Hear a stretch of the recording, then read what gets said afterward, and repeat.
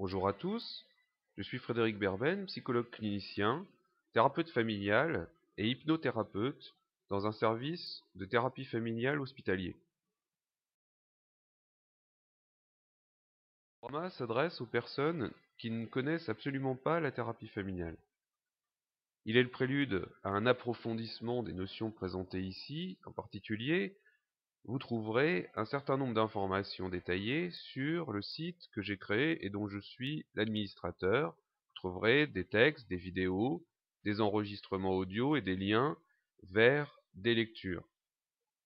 Ce diaporama a pour objectif la présentation de la thérapie familiale. Il peut être utilisé par tous les prescripteurs ou les patients ou clients qui souhaitent avoir des informations sur la thérapie familiale. Une famille, c'est un système, et un système, c'est un ensemble d'éléments qui sont unis entre eux par des relations.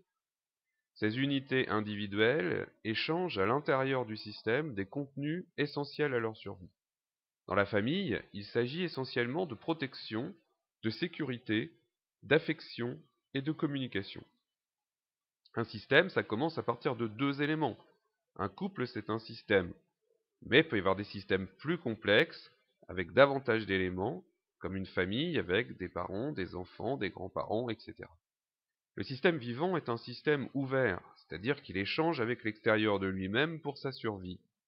Un système trop fermé devient rigide, chronique, et ne peut pas survivre longtemps. Un système trop ouvert, à l'inverse, aux frontières insuffisamment définies, devient instable et rapidement chaotique. Tout système possède des mécanismes de régulation qui lui permettent de rester le plus stable et constant. Toutes les familles passent par des étapes de vie, des cycles de vie qui sont assez semblables d'une famille à une autre. On peut relever ainsi la rencontre du couple, l'installation à deux dans le couple, l'arrivée du premier enfant, l'entrée à l'école de l'enfant, le second enfant, sa naissance, l'adolescence des enfants, ce qu'on appelle le nid vide, c'est-à-dire le départ des enfants, du dernier enfant de la maison, le milieu de vie, la retraite, etc. Chaque cycle de vie est un moment de bouleversement intense à l'intérieur des familles. Les repères établis jusque-là changent et le système se déstabilise. C'est une phase de chaos, mais c'est une phase normale de chaos. C'est une phase qui sollicite des ressources importantes dans la famille. Par exemple, l'enfant qui entre à l'école, la maman qui se retrouve du jour au lendemain à reprendre son travail, à laisser son enfant sans qu'elle soit présente, le papa qui doit changer son organisation pour récupérer le soir à la garderie, etc. Tout ça représente un certain nombre de bouleversements. Tout est chamboulé, tout le temps, en permanence, dans la vie d'une famille.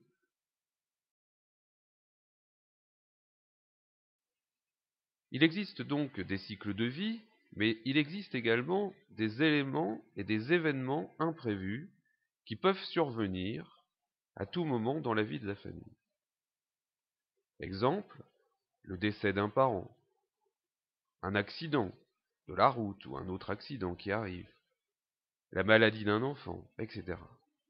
Ces manifestations aléatoires impactent les éléments de la famille, individuellement, mais aussi les relations qui unissent ces éléments. Des moments de fragilité liés au cycle de vie de la famille peuvent ainsi être aggravés par des événements et chroniciser la situation. Chronicité et chaos sont liés l'un à l'autre. Ainsi, pour se défendre contre le risque d'explosion, de désagrégation liée à la situation de souffrance qu'elle vit, la famille peut être amenée à fermer ses frontières, à rigidifier son fonctionnement interne. Elle peut aussi se trouver, à l'inverse, emmenée dans un tourbillon, un chaos permanent. Des phases comme ça, normales, de chaos, peuvent ainsi se chroniciser. Elle peut enfin alterner les états, passant d'une rigueur chronique à des phases très déstructurées. Bien entendu, ces mécanismes sont totalement inconscients, la famille ne décide pas de passer en chaos ou de se chroniciser. Par contre, la souffrance de chacun des membres et de la relation familiale est bien présente. Les symptômes portés par les membres sont eux aussi bien évidents.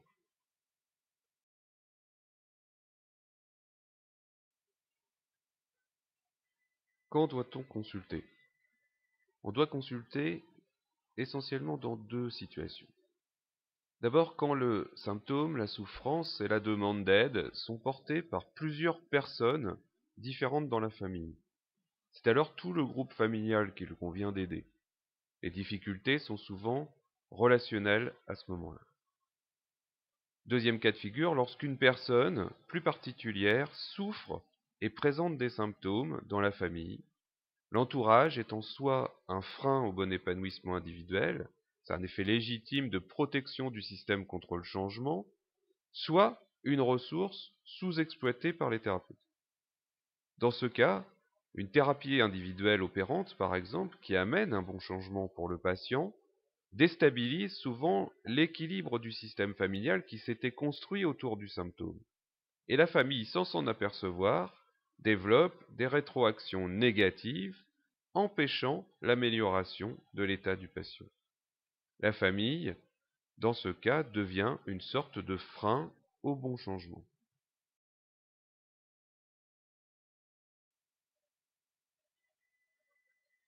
Qui vient en thérapie familiale? On a coutume de dire que vient en thérapie familiale l'ensemble des personnes concernées par la difficulté amenant la consultation. On peut y inclure, en première séance, même des personnes qui s'inquiètent pour la famille ou qui sont à l'origine de la prescription de la thérapie familiale pour la famille. Ainsi, par exemple, un petit garçon de 9 ans qui a des problèmes de pipi au lit la nuit, et puis qui se lève pour se plaindre auprès de ses parents, nous allons recevoir la maman, le papa, et aussi la petite sœur de 6 ans qui s'inquiète, mais peut-être aussi la mamie, le papy, chez qui l'enfant va le week-end dormir, voire même son meilleur copain qui lui-même a connu des ennuis de pipi et qui a trouvé comment s'en sortir. Bien sûr, nous allons recevoir également le petit garçon concerné par cette difficulté. Il n'y a pas de standard. Tout se construit ensemble, la famille et les thérapeutes.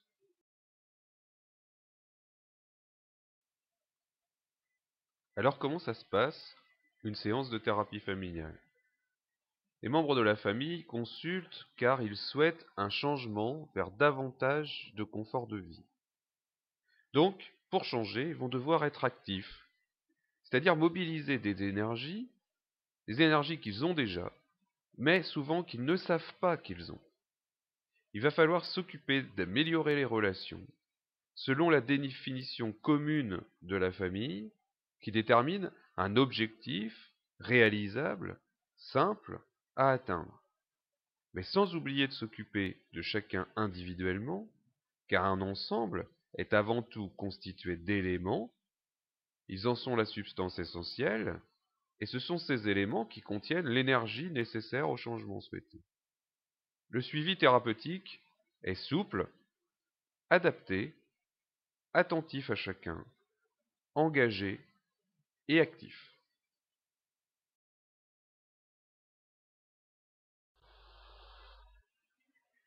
Alors l'équipe de thérapeutes familiaux présente quelques particularités. D'abord, l'ensemble constitué du thérapeute et de la famille forme ce que l'on appelle le système thérapeutique. Nous avons vu que les éléments dans un système s'influencent les uns les autres, ce qui est d'ailleurs une bonne chose en thérapie, car si le psy ne pouvait pas influencer la famille, la thérapie durerait très longtemps. Mais cette influence réciproque peut également neutraliser le thérapeute, qui finit, sans s'en apercevoir, par fonctionner comme la famille. Ainsi, les thérapeutes familiaux travaillent à deux, soit directement en salle lorsque les conditions le permettent, soit par l'intermédiaire d'enregistrements vidéo qui sont visionnés et travaillés par la suite.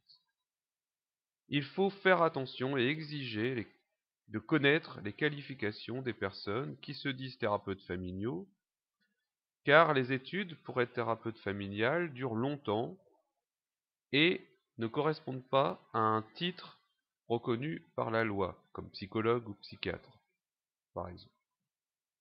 N'importe qui peut se décréter thérapeute familial, et vous trouverez d'ailleurs sur mon site une liste des organismes de formation reconnus en qui vous pouvez avoir confiance.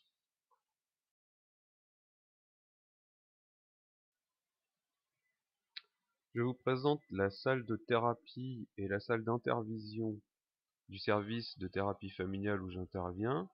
Vous voyez au premier plan le matériel vidéo et audio qui nous sert à enregistrer, à retravailler sur certaines séances après les séances de thérapie. Vous voyez ensuite au second plan la vitre sans teint et au travers de cette vitre sans teint, la salle de thérapie familiale où nous recevons les personnes.